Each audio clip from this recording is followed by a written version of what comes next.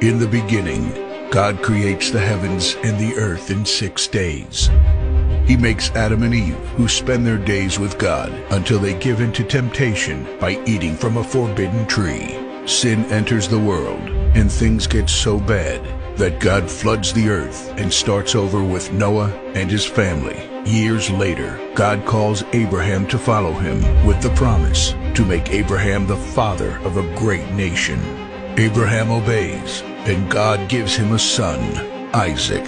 Isaac's son Jacob has 12 sons. Joseph, Jacob's favorite, becomes second in command of Egypt.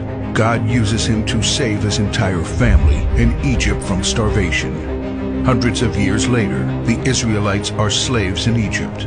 Moses is called to lead the Israelites out of slavery. Joshua takes over after Moses and leads the people into the promised land. After Joshua, God raises up judges, temporary military leaders like Deborah, Gideon, and Samson, who protect and fight for God's people.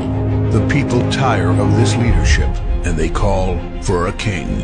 God gives Israel King Saul, King David, and then King Solomon. But it's all downhill from here. The people rebel.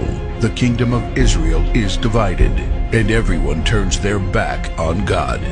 Prophets like Elijah, Isaiah, Micah, and Jeremiah warn that if people don't repent of their sins, there will be consequences. But the people ignore their warnings. The divided kingdoms are conquered, and God's people face captivity in foreign lands. People like Daniel show great courage and stand up for God when no one else does. Some of the exiled people return to the promised land, but for 400 years, God is silent. No prophets, no miracles, and no angel visitations. But then, the silence is broken when Jesus is born. He lives a perfect life, teaches truth, and performs miracles, proving He is God. He shows us the full extent of God's love by taking our place and dying on the cross for our sin. He is placed in a grave, but 3 days later, Jesus rises again, conquering sin and death. His followers travel the world, sharing the good news of His love and starting churches.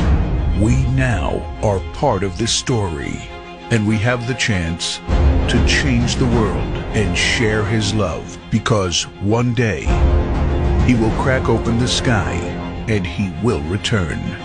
It's the greatest story ever told.